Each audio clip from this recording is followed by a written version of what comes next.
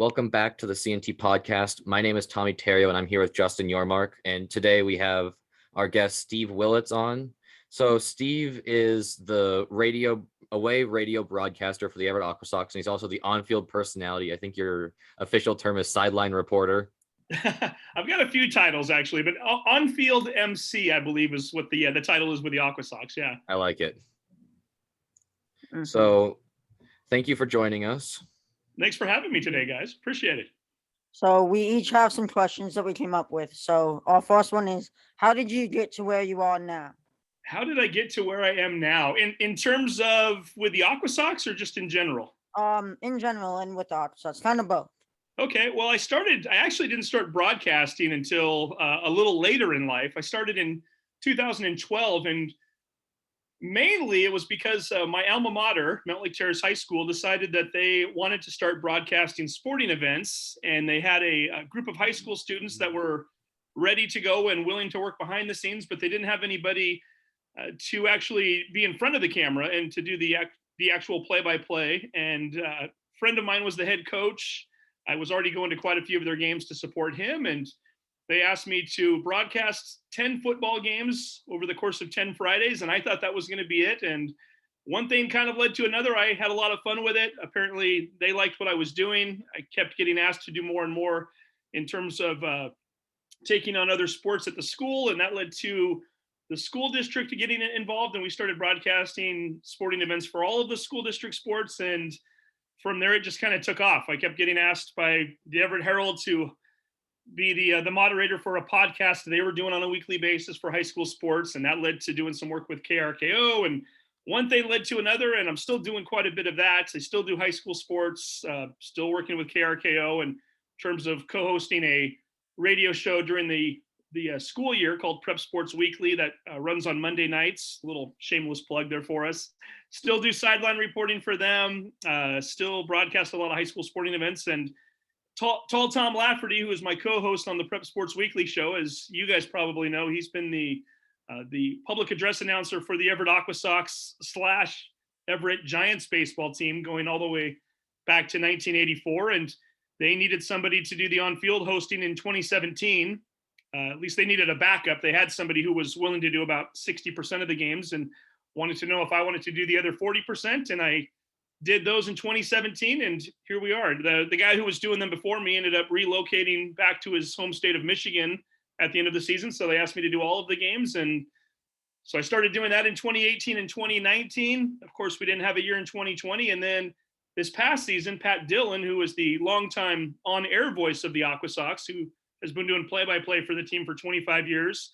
Pat decided that he wanted to stop going on the road quite as much.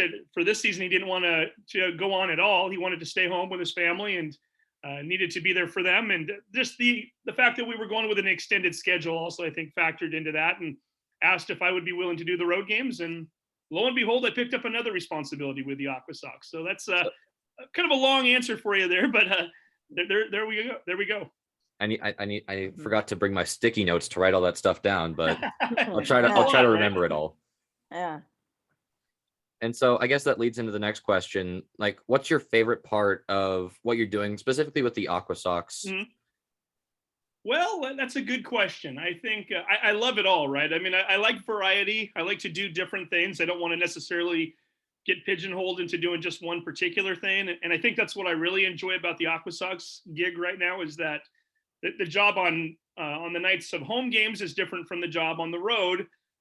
Really kind of my personality and what I consider to be my strong suits, or what I am most passionate about, is probably what I get to do on home nights. And that's be the on-field MC. I enjoy every element of it. I love getting to know the fans. I love walking through the grandstands and saying hi to people and interacting and joking with people and listening to them and having them tell me what it is they like best about their experiences, and just having that communication with them. I think you don't necessarily get that when you're doing broadcasting. Sometimes you get feedback and other times you don't, but in the moments at the games, whether it's on the field with a microphone in my hand, or like I said, just even walking around, I really have a blast doing that. I definitely would never want to trade that in. I'm enjoying every moment of that having said that, doing play-by-play for a minor league baseball team, especially one in my hometown, close enough to my hometown. I live about 15 miles south of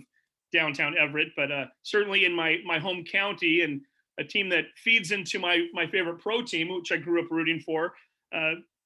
No complaints there either, right? So getting to broadcast on a nightly basis and getting a chance to travel around a little bit and to check out different parks and to get to know the players a little bit, not just necessarily in terms of their personalities, because I don't always do a lot of interacting with them in that regard, but just even getting to watch their games and to see them evolve and seeing them chase their dreams. It's been a lot of fun.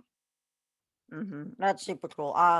As I've said on CNT a lot, I want to be a broadcaster when I grow up. So I always think it's so cool getting to hear stories from broadcasters, whether it's with you coming on or YouTube videos when they're doing an interview for the team's YouTube or something. Well, and I think it's great, Justin, and Tommy, you too, that you guys have this platform, because this wasn't around when I was your age. I mean, for you guys to have an opportunity to come on and to do podcasts and to conduct interviews, what a great experience. I mean, again, we didn't have any of that. So I'm certainly thankful that you guys are, putting yourselves in a position to where you can go out and aspire to do those things. And Justin, I'm looking at you. It looks like you've got one of those professional microphones in front of you anyway there. So you're one step ahead of me in that regard already. But I think for you guys to do what you're doing, it's great experience. It's a great way to get that under your belt. And I certainly, say keep doing what you're doing, because it's awesome.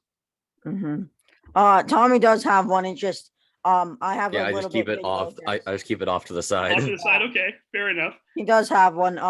I just got a new desk for last year with online everything for school and stuff, because I had a very small desk, so I just got a bigger one. And Justin, I did have to give you a hard time earlier. I got my Aquasox hat on. Tommy's got his on. I know you got the Miami Heat jersey going tonight, but if I had an Aquasox hat on, I would put it on, but I don't wear hats a ton. I'm not a big hat guy. If I had better hair like you, I probably wouldn't be a hat guy either, but I kind of need to. So. So our next question is, what was your favorite broadcasting moment?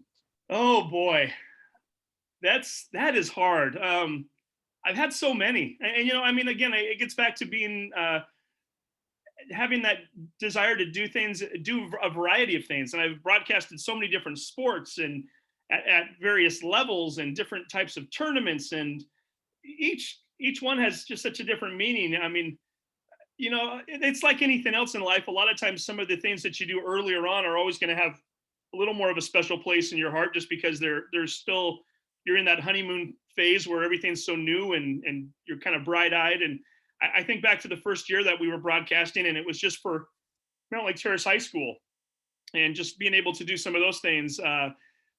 I did a playoff football game that year. It was one of the first times Mountain Lake Terrace, I think it was the second game in Mountain Lake Terrace history that they had ever made the playoffs, and having a lot of folks watch the games both locally and from around the country and the world for that matter, that were grandparents or aunts and uncles of fans. And we got a lot of nice feedback for that. So that was fun.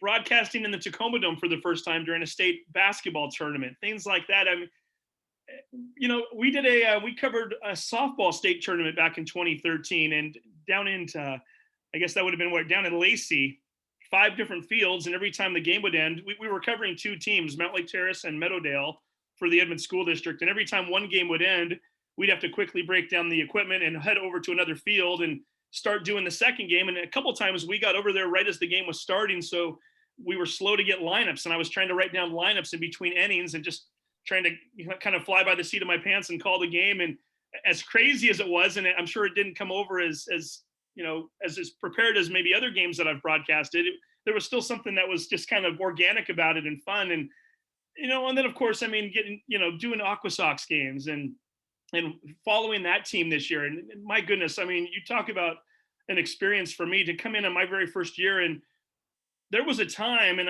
you guys will remember this because I know you're both fans, what was it, early June, maybe even into late June, we had the best run differential in all of pro baseball. I mean, we were a powerhouse of a team. We had the most talented team we've ever seen in Everett, certainly. And before that, a lot of the players started getting, called up to the AA team in Arkansas. And just being able to experience that on a night in and night out basis, and to be calling games for a team that would, it was rather commonplace almost after a while that we were going to score 10 runs or more in a game, or we were going to blow a team out, and being on the top end of that rather than being calling games for the team that's losing 10-2 or 12-3 or whatever. So many great experiences. So I mean, and every experience has a different meaning to it too, right? I mean, I can think of times where we've done interviews with players or coaches, and after they've been eliminated from a big playoff game, and then you see the emotion, or you hear the emotion and the crackling of the voices from an athlete who recognizes that they've probably just played their last organized sporting event, or a coach who really wanted to win for the team because he's gotten so close to, or she's gotten so close to them, and wanting it for them. And there's so many. I mean, for me to pick out one or two, it's difficult. But like I said, really, I've been very really fortunate. putting you on the spot there. Yeah, I've had a lot of them. So, but I mean, it's a great question, and I'm not good at picking out one or two, I guess. But I've had a lot of great experiences. Mm-hmm. Well, I can say I'm not good at picking out, like, let's say for like my favorite Cubs memory. I can't. Well, I can pick one. I know you can, Justin. I know you can. But if we're not counting 2016 winning, it's hard for me to pick. Or like my favorite baseball card, it's hard for me to pick just one. Justin, are you more of a Cubs fan than a Mariners fan? I was born in Illinois, so I do like the Cubs the best. But the Aquasox are my favorite minor league team. Hey, good save. I like that. Well, hey, if you were born in Illinois, I'll give that to you. I always get very frustrated with fans who are here locally and don't support the Seattle teams. But if you were born in Illinois, I'll give you that one. So I do support the Mariners. I do really like them. Excellent. We like to hear that. Oh man, I gotta hide. We'll keep going. Don't worry about it. So I guess this is an interesting one. Looking back at the career you've had, back to the high school football games, all the way through the Aquasox and the stuff you're doing now, was there anything, like, if you could redo it, what would you like? Is there anything that you might change? Oh wow, I'm happy where I'm at right now. I mean, and it's easy to, and you guys will experience this as you go through life. The older you get, the more regret you tend to have in general.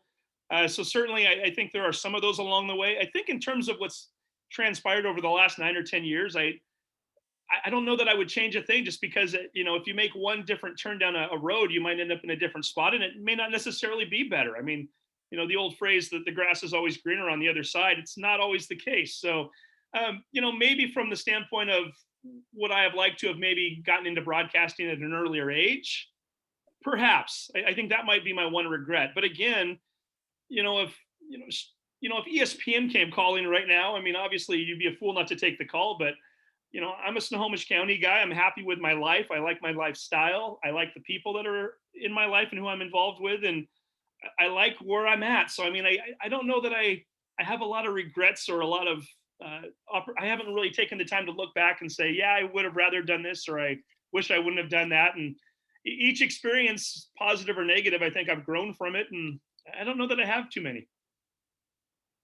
Like, that's the perfect answer. I couldn't think of I couldn't think of a better way to answer that. I just realized I gave you a really long answer and I really didn't say much. I didn't really have a yay or a nay there, but yeah, it's hard for me to, and that's a good way to go through life, right? You want to know, obviously we were only, as far as we know, we're only here once, so got to make the best of it, enjoy it, and I'm having fun, and that's the key to what I'm doing here. Mm-hmm. So our next question is, who was the most talented baseball player that you saw come through the Everett Aquasox? Come through the Everett? Does that mean I can't go out? Can I put like a Robinson Cano on the table when he was doing his 3-game rehab assignment there, or do I need to go with a player that was preferably? I did want to hear about players who did not, like when Willits came down, and I think it was 2018 or 2019. Yeah. Which was a lot of fun. How about we see both one player who came through and a player who rehabbed? Well, I think you guys know who I'm going to say, right? I have an idea. He wore the number 3 and he played with us for a couple months this year. Mm-hmm. Yeah, I mean, Julio Rodriguez, you could just tell in that short time he's going to be special. And I mean, he put on a display for us. It was the second week of May, our first homestand. We started off the year with a 6-game road trip down in Hillsboro. And then we came home for 6 games, and I think he hit home runs in 5 of the 6 games. And there were a few of them where, I mean, they were no doubters. I mean, we don't play in the biggest park in the world. Funco Field is small by, high A standards, but Felix hit a few balls out that would have gone out of just about any park in, any baseball stadium. So to watch him in that little, like I said, we didn't get to watch him a whole lot. I mean, he was here for a short time. And even when he was here, he left a couple of different times to play for the Dominican team to try to help them qualify for the Olympics, and actually ultimately ended up playing in the Olympics with them. And that was a huge moment for him and his country. So that was awesome. But yeah, to not say Julio, that'd be a tough one, because he looks like he's going to be something special. And, I've only been doing this since 2017. And, keep in mind, for the first, 4 seasons I did this, or I guess 3, since we didn't really have a 2020 season, we were a low A team. So we didn't necessarily get a lot of the high draft picks. And when we did, we didn't get them for very long. I mean, we were, playing in a time when, a guy like Brandon Williamson or George Kirby would get drafted. And because they were just coming off their college season, they were on a limited pitch count. And, when we first got those 2 players in particular, when they were drafted in the first and second round back to back, they'd only throw like for an inning at a time. So we didn't get a chance to watch them as closely. Now, granted, I got a chance to watch them a lot closer this year, and we had some phenomenal pitchers this season. And boy, even watching a guy like Matt Brash, who kind of, I wouldn't say he came out of nowhere, but when that breaking ball started working, he was fantastic. And Brandon Williamson too, for that matter, and Emerson Hancock. And but I mean, Julio Rodriguez, it's hard not to say Julio, just because you could just see, and just watching, like I said, a little sample size for a 20-year-old, how special he is. And hopefully, as a Mariner fan, how special he's going to be. But there were a lot of them this year, right? I mean, so many guys on that team this year. I mean, you look at a guy like Austin Shenton, who now is playing with the Diamondbacks organization, and Zach Deloche and some of those other guys. And you can see there's an it factor there. And I wouldn't put anything past those guys being able to have long and successful careers. And at the very end of the season, we didn't get a chance to see how great he can be yet. And I'm keeping my fingers crossed that next year he's an Aquasox. But Noel V. Marte, so much promise with him, and he's only 19 years old, and the sky's the limit there. So perhaps in the summer of 2022, we're watching him, and he'll make some more memories for us. But yeah, Julio Rodriguez, I'd have to say, is probably the top guy in terms of players that I've seen come through the organization in terms of their skill sets and their talent over the last few years. I have a few things I want to say about that. Julio, I'm a huge fan of him. I remember when him and Kelenic were like 4 and 5 in the top 100. Kelenic now being with the Mariners. I did like Kelenic more at the start of the year, but seeing Julio just absolutely crush the ball when I'm like not even I'm 20 minutes away and he's just hitting home runs that close. It was definitely made me like him a lot more. I still like Kelenic a bit more though. I wish we'd had a chance to see Kelenic. He never made it to Everett, but you're absolutely right. And hey, you know what? If we're having the argument for the next decade as to who's better, Kelenic or Julio, it's a nice problem to have, right? We'll take both of them. I'll take 2 superstars out there in the outfield. And another thing about Julio is, I went to one Aquasox game this year specifically to want to see Julio, see if he'll sign something for me. It's when he's out qualifying for the Olympics, so I don't get to see him. And I go to the one game where he's out already in the Olympics later on in the year. So it is what it is. Well, and I think the last scheduled game he was supposed to play with us at home, we didn't know it at the time, although we were always kind of suspecting it. I think was that it was a Sunday afternoon in early June. And I know I had some friends come into the game. Specifically, I had one friend that was bringing his son to see Julio. And unfortunately, the game got rained out, and then the team went on the road, and Julio never returned with them. By the time they came back, he was already, I think he was playing with the Dominican Republic team, and then he went straight to Arkansas. So, yeah, Justin, you're not the only one. I think a lot of folks missed out, and that's unfortunate because, again, I think, he's going to be one of those that I think hopefully 10, 15 years from now, people are telling their kids or grandkids or whatever, I got to watch him play back when he was 20 years old up in Everett, and it was special. So, unfortunately, though, on the other side of that, hopefully in the next 2 or 3 years, you'll be able to go out to T-Mobile and see him do his thing. So he's not that, or maybe it's next year even, who knows? Yeah. I will say one last thought on Julio. Although he missed a lot of time with the Aquasox, I think it was really great for him to be away with the Dominican team playing the best players in the world. So I think that was really good for his development. Good for his development. And you know what? Those are memories that, I think, what was it? I'm doing this off the top of my head, but I think it was the second time ever that the Dominican Republic baseball team qualified for the Olympics. and for them to actually medal. And they made it. They got bronze. I mean, they got a bronze medal. So I mean, that's something, hey, I would have loved to have selfishly seen him play more with us, but if he's off collecting an Olympic medal for his country and doing something special, that's something that he'll carry with him the rest of his life. So certainly, yeah. But you're right. It was good for him to get out there, and just any kind of experience and exposure those guys can get at different levels is great for their advancement and for them to improve their game. So yeah, certainly that didn't hurt him at all. Yeah, I mean, what a special player. Agreed. But I think my next question goes to more to the general, outside of just the Aquasox, but more to just, where does your general love of baseball come from? Oh, that's a good question too. I like a lot of other people. I mean, I started loving it as a youngster. I mean, I think it depends on your generation, right? I came from the generation, I kind of caught the tail end of it, where we were still kind of the radio generation. I mean, it was more of a flip on the radio and there's Dave Niehaus and Rick Riz calling games, and take the radio outside in your neighborhood and, grab the tennis ball and the wood bat and go out into the street and hit the ball around with your friends, or play catch, or a game of pickle, or whatever it might be. And I think it started there for me. I grew up in a neighborhood where there were a lot of other kids that were, I was kind of on the young end of things, but we certainly had a lot of kids that were always outside looking for games, looking for pickups, and just having some fun with that. So I think that's kind of where it started for me, playing wiffle ball with a buddy of mine in his backyard when we were in the first grade. And that was kind of our after school activity for a while. And, I've always been kind of a numbers person. I've always liked stats, and baseball obviously lends itself to that. So I think early on it was grabbing the newspaper on a daily basis because there was no internet, and checking out the box scores. And sometimes it was me keeping a running tally on my own because they weren't always in the paper in terms of the team stats, and kind of keeping my own top 5 of who were the Mariners leaders in runs and hits and triples and doubles at any given time in a season. And I think that's kind of where it all started for me, just the love of the numbers and playing the game itself, and getting a chance to go out. And, Kingdom tickets were pretty affordable, and I had parents who were always willing to take me out to a game. And, I think from there it just kind of took off, and it's been something I've loved ever since I was probably 5 or 6 years old. I mean, that's awesome. And of course, as you get older, you start to appreciate, now for me, it's more, the backstories and following, and, even when I'm not broadcasting the game, even to keep the computer nearby. And, you guys probably do this quite often too.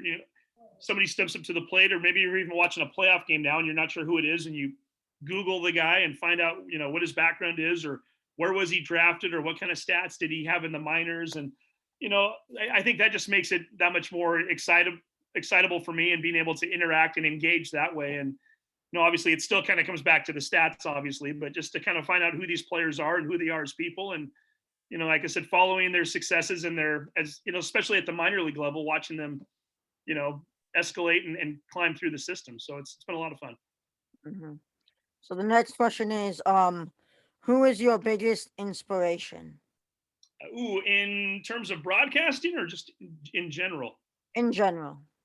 In general, my biggest inspiration's always been my mom. I lost her to cancer back in 2017, but she was always kind of the rock in our family, and she was, the nurturer, and the one who would be my biggest cheerleader, my biggest supporter, and always want to know what I was doing or follow along with what I was up to. And just in terms of how she treated people, her humility and her ability to care for others and to go out of her way to do things for people. And I'd like to think that I carry a lot of that around with me, and it's certainly my way of honoring her and remembering who she is and keeping her legacy alive, so to speak. So from that standpoint, I would say it was my mom, definitely. Or I wouldn't say it was my mom.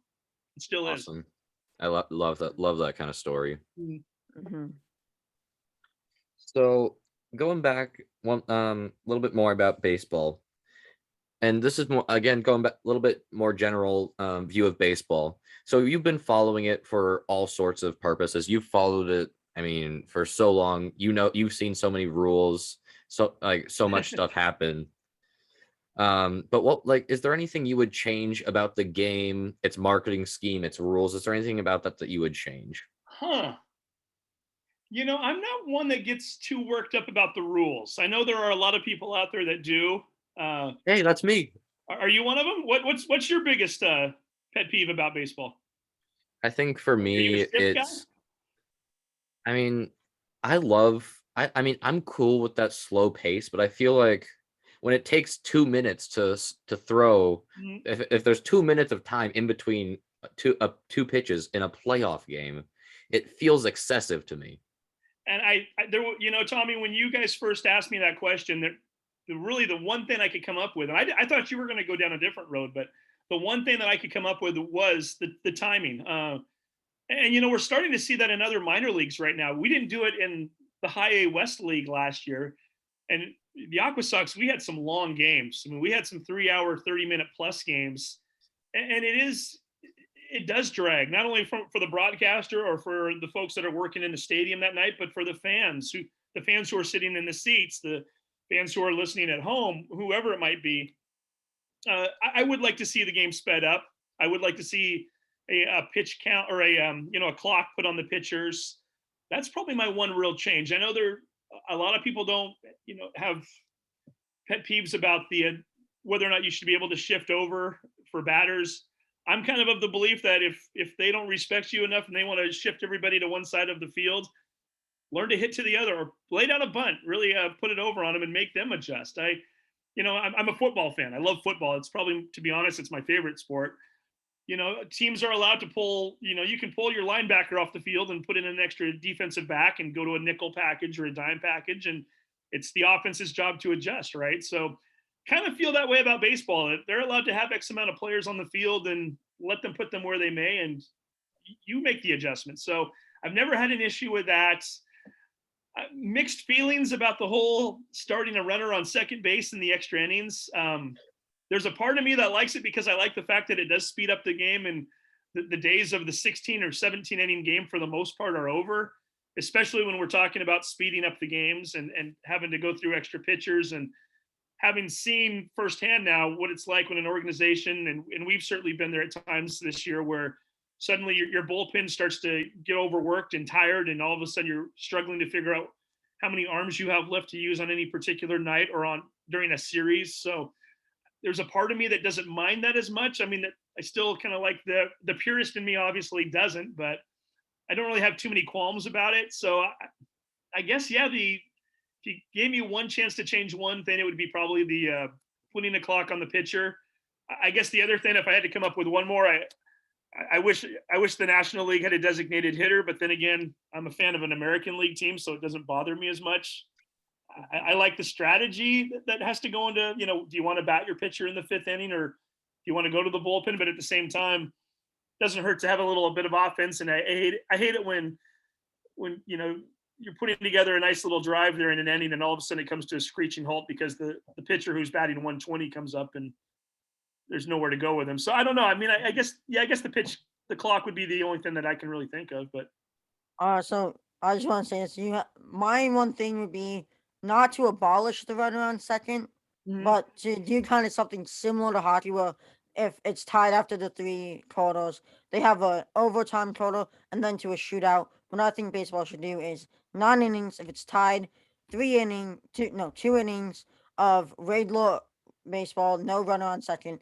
And if it's still tied after 11 in the 12th inning, then you have the runner on second. As the resident hockey ambassador, I have to correct you and say period, not quarter. Okay.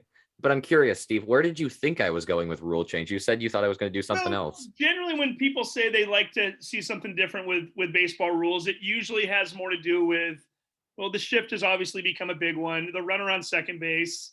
I don't really hear people bring up the clock much. So I figured that was further down the list for most people. So that might be where you were going when you said you were talking about some rule changes. But I got to say, I'm a big fan of Mark Beerley. He got games done so fast. It was great. Yeah, we could use a little bit of that right now. Like I said, there were some games this year that dragged on way too long, especially at our level. And, meanwhile, you'd see these other minor leagues where they were using the clock and their games were substantially shorter. I mean, there's something to be said for that. And who knows, maybe we'll try that in the future. I haven't heard, but I wouldn't be opposed to it. So our next question was, what is your favorite game that you do in between the innings at the Aquasox? Ooh. Wow. My favorite game that we do in between innings. I like all of them. That's a weak answer, I know, and I apologize for that.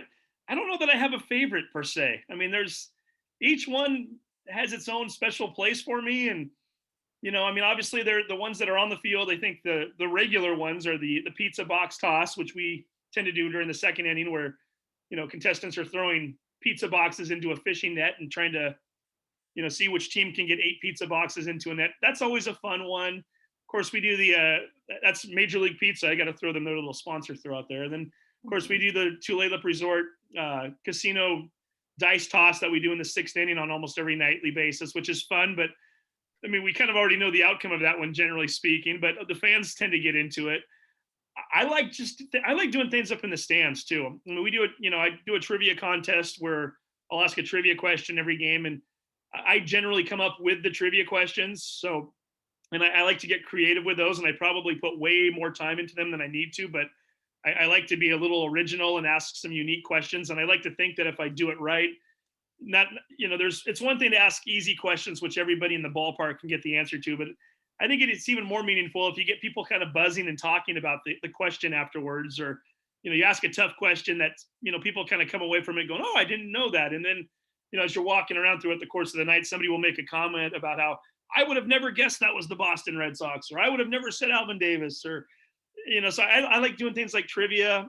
We do a thing called Late Night Lyrics, which we just started this year in the 8th inning, where we play a song, and it could be from something as new as 2020 or 2021. It could be something from, I think we went as far back as like 1956 or 1957 this year, but we'll play a song, we'll start playing it, and somebody needs to, name the artist, the song, and what year it was released. And if you get it right, you get a prize. And we'll start playing the song, and then I'll start just rather than have a contestant, I'll walk throughout the crowd and on the microphone ask if anybody thinks they know it, and get people shouting out answers. And then if somebody gets 2 of the answers, but they don't get the 3rd one, then I'll keep going around and seeing if somebody can get it. And it's become a real fun way just to really engage with people, especially late in the game when everybody's kind of tired and ready to go home, and you get different people yelling different things, and the bantering that goes on between me and the fans, and being able to interact with them on the microphone while moving around a little bit. That's kind of become a favorite for me. So that's a newer one this year that we just started doing, but I've had a lot of fun with that one. And of course, the animal races, where we have the people in costumes wearing the penguin outfit, or the walrus, or the shark, and watching fans get excited and choosing, or the narwhal, which we started doing this year, and having the fans actually pick their favorite mascot to run around and see who can get from the right field line to the left field line the quickest. And each one of them has its own, special place in what we're doing. And each one of them lends its own entertainment value. So I don't know that I can say I have just one favorite. As you can tell, I have a bunch of them, but I enjoy all of them. I mean, there's just so many different things that we do to try to interact with fans and to get them involved with the activities. And yeah, the behind the door contest, what's behind the door, which is overhead doors deal, where it's kind of like, let's make a deal, where we offer them 4 tickets to an upcoming game, and they can either take the tickets or they can take what's behind the door out in right field. And sometimes it's like a hot dog, or another times it's a Ken Griffey Jr. rookie card or something really nice. And you have to just decide if you want to, take a gamble on it being a great prize, or something that's kind of a dud, and not that hot dogs are duds, but so yeah, I can't just pick one. As you can tell, I like a lot of it. Just make sure you're keeping track. I mean, I know you're at a lot of games. Do you have a favorite that we do? Oh man, I don't know. I mean, that's tough for me as well, because like there's so much, I like the variety, each game that you do is very different from every other one. Right. I really like that. Personally, for me, I think it's the trivia. But I just wanted to throw this out here. Just if everybody watching with your bingo cards, we're up to 3 sponsorships. That's the top right corner. Check that one off. That's a 3 now. Baseball bingo every Wednesday night. Hey, there's another one. There's 4. There we go. That's right. Only one more for the bingo. We're getting close. Okay. So for the last question is, have you ever so we're big on baseball cards on this podcast. We were wondering if you ever have, and if you have any stories of that. I don't collect these days. Definitely collected as a kid. Collected a lot of cards when I was younger. You guys will appreciate this, and I've never been put in this position to talk about it, but I have it secured in a very safe spot. But I potentially have something that's worth a great deal of value. One of these days I'll have to get it assessed. I actually have a Michael Jordan rookie flair card from the what is it, the '87 set? Yeah, and I probably paid like $20 for the whole. I have the whole set. I have the set of cards together, and then I have the Michael Jordan card in a very safe spot away from the set. So for obvious reasons, but yeah, Lock and key.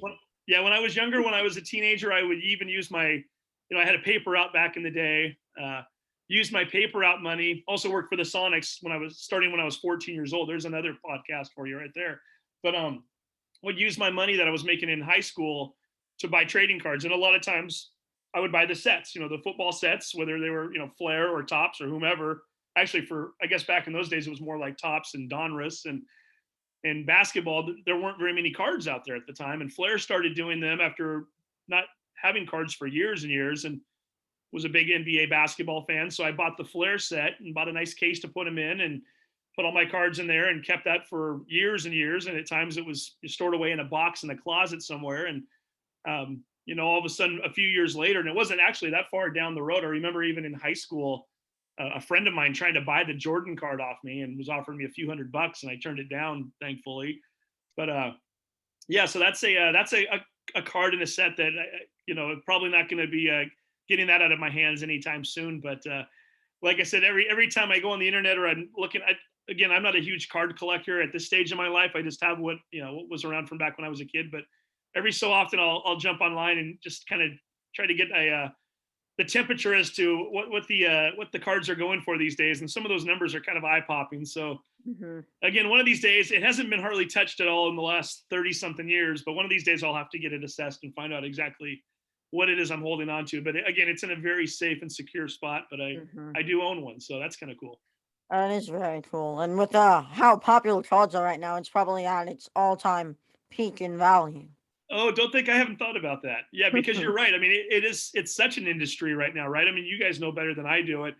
And even, we have, we'll have card dealers come out to, our friends that are up in Bellingham that come down and, put out their display cases, a couple times a year, and just to see the amount of traffic that they get when they set their tent up at games. And obviously we're called Funko Field, and Funko's a big sponsor, and to see how those collectibles are going, at Funko Fridays. I mean, obviously that's become just a crazy industry. I mean, like I said, I at first I didn't get it. I mean, when we first started doing, I'm like, what's a Funko Pop? And then you start seeing these things, and you watch just the fact that we get different people coming out on Friday nights, and it's not necessarily even the baseball crowd, it's the collector crowd. And it's a big industry right now, certainly. So you're right.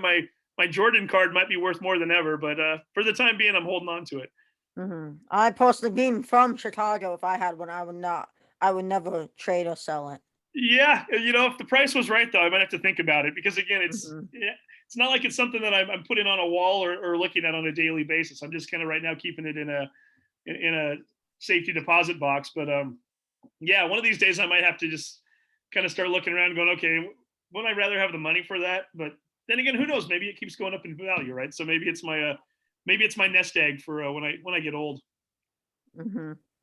Definitely. Older. But yep. So thank you again for coming on. We really appreciate it. We really do. It's always fun. It's always fun making every podcast, but interviews are always more fun. No, 100%. Like I said, I love doing these sorts of things anyway. Usually I'm on the other end of them, which I probably enjoy a lot more than answering the questions, but you guys certainly asked great, informative, thought-provoking questions, and really enjoyed it. And I appreciate you guys being fans of the Aquasox too. I know, like I said, Tommy, I know you get out to a lot of games, and Justin, it sounds like you get out from time to time. And I know you guys are big fans. I've had a chance to go back and listen to some of your podcasts, and keep doing what you're doing. It's awesome stuff. And you guys are just going to keep getting bigger and better, and wishing nothing but the best. Maybe I'll be able to look back someday and go, I was on back with those guys back when they were in high school. So hoping that's the case. I appreciate it. I appreciate that. I don't know what you want to I appreciate the swagger, the confidence. I like it. No, hey, and you know what? All I can say is be passionate about it and enjoy what you're doing. And hey, makes life better anyway, doesn't it? So keep doing you guys. And yeah, like I said, let me know if you ever want me back on. I'd love to join you. Yep, we appreciate it. Thank you. Thank Go you. Frogs.